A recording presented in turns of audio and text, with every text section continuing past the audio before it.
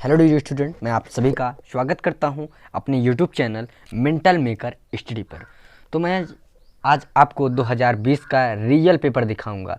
देखिए, सब यूट्यूबर की तरह नहीं कि थंबनेल लगा दें और अंदर कॉपी में समझाएं। ये सब हमारे यहाँ कुछ नहीं होता है। मैं आपको बता दूं कि हिंदी का रियल पेपर गवर्नमेंट पेपर है ये आपका, ठीक। तो आप पहले एक बार समझे रहेंगे, देखे रहेंगे, तो आपको एग्ज़ाम में कुछ नहीं करना पड़ेगा, बस आपको लिखना ही लिखना पड़ेगा 3 घंटा, ठीक। तो आइए देखते हैं। सबसे पहले इसमें क्या रहता है कि मुद्रित पृष्ठों की संख्या, ये 8 पृष्ठ होते हैं, ठीक। अनुक्रमांक सबसे पहले आपको लिखना होगा, और मैं बता दूं कि अनुक्रमांक आप याद करके, रट के, लिख कर, प्रैक्टिस करके आप जाइएगा।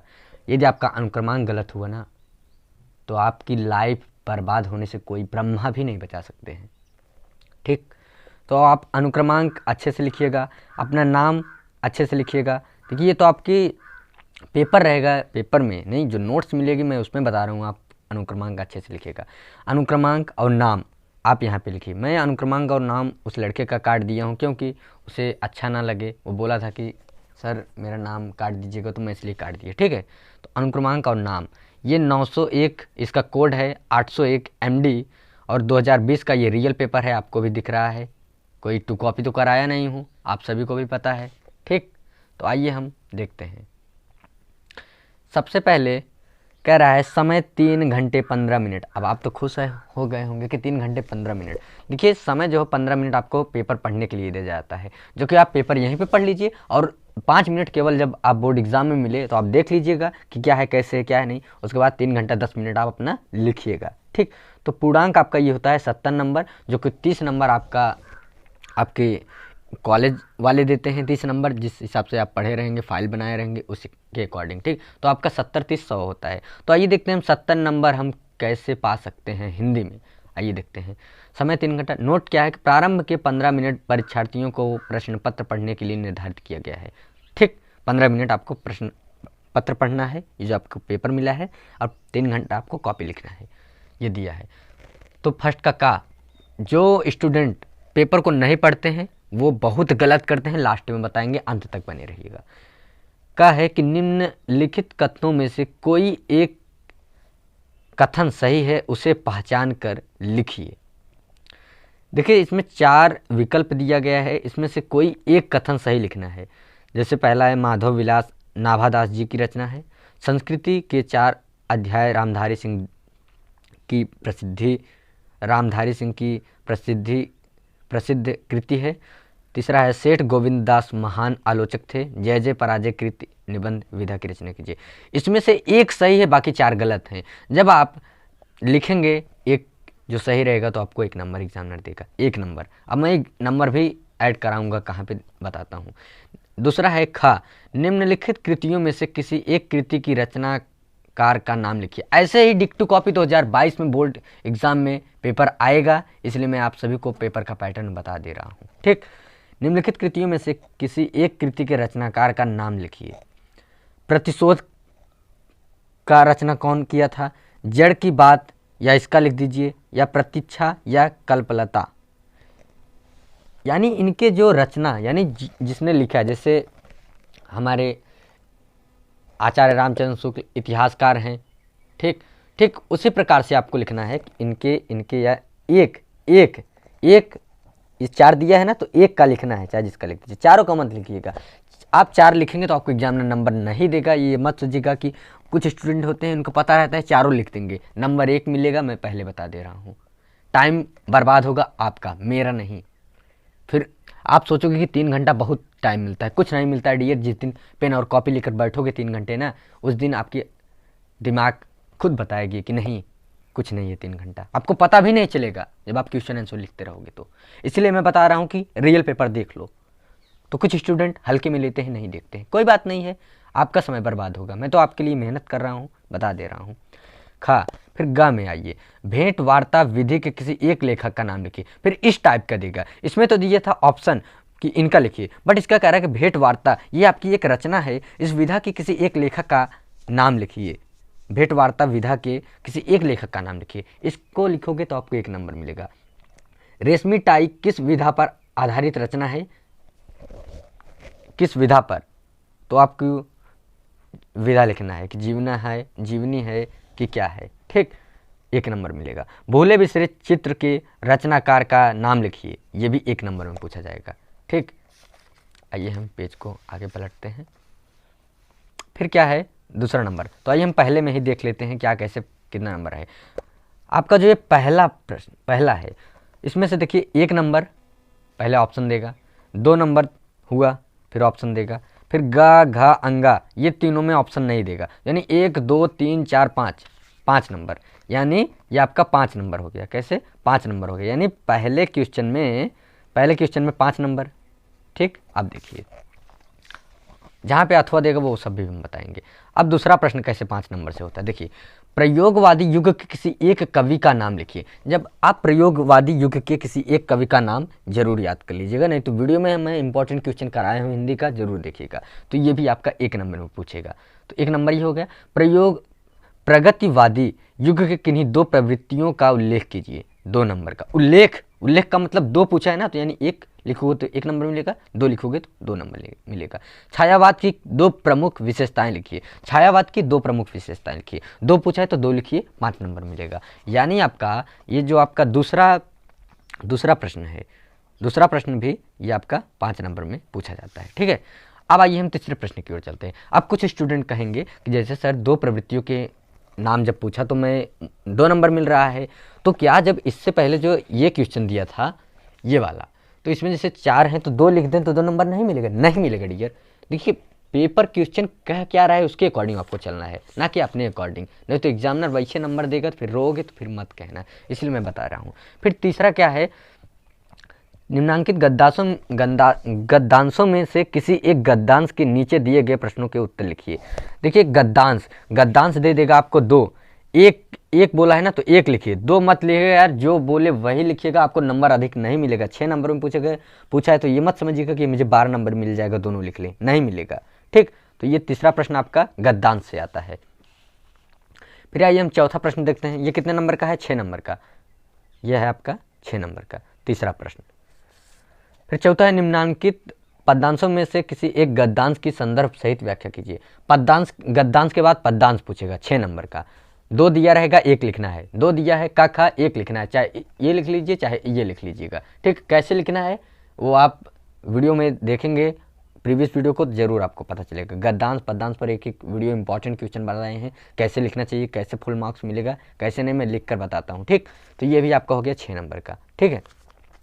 फिर 5वां क्या पूछा है? 5वां में आपसे पूछेगा कि निम्नलिखित लेखों में से किसी एक लेखक का जीवन परिचय दीजिए तथा उनकी किसी एक रचना का नाम लिखिए। देखिए एक लेखक का नाम लिखना है, जो दिया है 3, एक चौथा इधर 3 ही दिया है, हाँ 3 दिया रहेगा, 3 में से 1 लिखना है आपको। तो चाहे भगवत शरण उपाध्याय का लिख दीजिए, चाहे पद्मलाल पुन्नालाल बख्शी पर लिखिए, चाहे डॉक्टर राजेंद्र प्रसाद। बट इनका जब जीवन परिचय लिखिएगा तो एक रचना भी जरूर लिखिएगा आप, क्या एक रचना भी आपको जरूर लिखना पड़ेगा। तो आपका यहाँ पे 3 नंबर हो गया, ठीक है।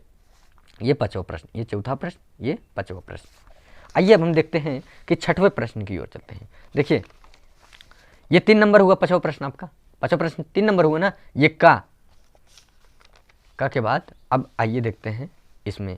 फिर खा 5वें में ही भी खा है, लेकिन कवि में से किसी एक कवि का जीवन परिचय दीजिए तथा उनकी एक रचना का नाम लिखिए। देखिए चाहे केदारनाथ का लिखिए, चाहे बिहारी लाल, चाहे सुभद्रा कुमारी चौहान। मैं ये भी बताया हूँ कि जीवन परिचय को कैसे लिखें, किस अकॉर्डिंग लिखें, टिप्स ट्रिक सब बताया हूँ। आप नहीं देखे होंगे तो वो मेरी जिम्मेदारी नहीं है, मेरी गलती नहीं है। और फिर भी अभी आपके पास टाइम है, आप वीडियो के डिस्क्रिप्शन में लिंक दिया है, प्लीज़ आप देखिए, नहीं तो इंपॉर्टेंट क्वेश्चन प्लेलिस्ट बना है हिंदी का, इंपॉर्टेंट क्वेश्चन जरूर देखिए डियर, ठीक। तो ये भी आपका 3 नंबर मिल जाएगा। एक का जो याद रहे अच्छे से, जो समझ में आया हो, तो वो आपको जरूर लिखना है। तो ये भी आपका हो गया 3 नंबर, ठीक है। ये 6वां, यानी 5वां ही था। तो 6वां प्रश्न में क्या है? 6वां प्रश्न, निम्नलिखित का संदर्भ सहित हिंदी में अनुवाद कीजिए। यानी ये दिया है, 2 दिया है, यथा सौम्यकेन नखनी कृंतनेन डॉट डॉट डॉट डॉट ऐसे करके इसको लिख दीजिएगा, भवदीति। अथवा दाक्ष्यमेक पदम धर्मयम, दानमेक पदम यशः, सत्यमेक पदम स्वर्गीय, शीलमेक पदम सुखम, ठीक है। देखिए संस्कृत जो है थोड़ा मैं कम पढ़ पाता हूँ, देखिए जो मुझे कम आता है मैं आपको बता दूंगा। सब स्टूडेंट या सब टीचर की तरह नहीं कि नहीं मैं सब कुछ नहीं, बट मैं आपको सिखाया हूँ, बताया हूँ कैसे लिखना चाहिए कैसे नहीं, ठीक है। तो आपको एक ही लिखना है, चाहे ये लिख लीजिए चाहे ये। आपको जब संस्कृत अनुवाद देगा तो 2 ऑप्शन देगा, ठीक है। तो आप लिख लीजिएगा 4 नंबर में ये पूछा जाता है, यानी 6वां प्रश्न आपका 4 नंबर में हो गया। अब देखिए 7वां प्रश्न आपसे क्या पूछेगा। अपनी पाठ्यपुस्तक से कंठस्थ किया हुआ कोई एक श्लोक लिखिए जो इस प्रश्न पत्र में ना आया हो। जैसे ये आपका श्लोक ही है तो ऐसा श्लोक आपको लिखना है कि जो प्रश्न पत्र में नहीं आया हो। आपका जैसे आप ये याद करके गए हैं तो आपको यही याद है तो आप यही लिखोगे, ठीक। तो एग्जामिनर आपको नंबर नहीं देगा, 0 नंबर देगा श्लोक पे, इसलिए 2 श्लोक आप याद करके जाइएगा क्योंकि देता है एक आपके प्रश्न पत्र में, तो वो वाला नहीं लिखना है, ठीक। तो ये आपका 2 नंबर में हो गया। 7वां प्रश्न आपका 2 नंबर में हो गया, ठीक। फिर 7वां का ख वाला देखिए कह रहा है निम्नलिखित प्रश्नों में से किन्हीं 2 प्रश्नों के उत्तर संस्कृत में दीजिए। 4 दिया है तो 2 का देंगे तो 2 नंबर मिलेगा। देखिए 1 + 1 = 2, चाहे इसका दीजिए चाहे 4 दिया रहेगा आपको 2 देना है, तो यानी ये हो गया 2 नंबर का। अब 8वां की ओर चलते हैं। 8वां प्रश्न क्या है। 8वां प्रश्न आता है आपका व्याकरण। व्याकरण क्या है कि हास्य अथवा करुण रस की परिभाषा उदाहरण सहित दीजिए। गारंटी 100% की गारंटी मैं लेता हूँ कि सभी स्टूडेंट को वो समझ में आया होगा, कहानी सहित याद कराया हूँ। हास्य और करुण रस की परिभाषा जरूर देखिएगा हिंदी के इंपॉर्टेंट क्वेश्चन में। तो चाहे हास्य का लिखिए चाहे करुण का रस लिखिए, तो उदाहरण सहित लिखना है, चाहे हास्य का लिखिए चाहे करुण का लिखिए। तो 8वें का यानी क वाला 2 नंबर में हो गया। उदाहरण देखिए व्याकरण से आपका कितना नंबर पूछा जाता है, 6 नंबर में पूछा जाता है। रूपक अथवा उत्प्रेक्षा अलंकार की परिभाषा उदाहरण सहित लिखिए। चाहे रूपक का लिखिए चाहे उत्प्रेक्षा की लिखिए, बट उदाहरण सहित लिखिएगा, 2 नंबर ये आपको मिलेगा। तो ये आपका हो गया 2 नंबर।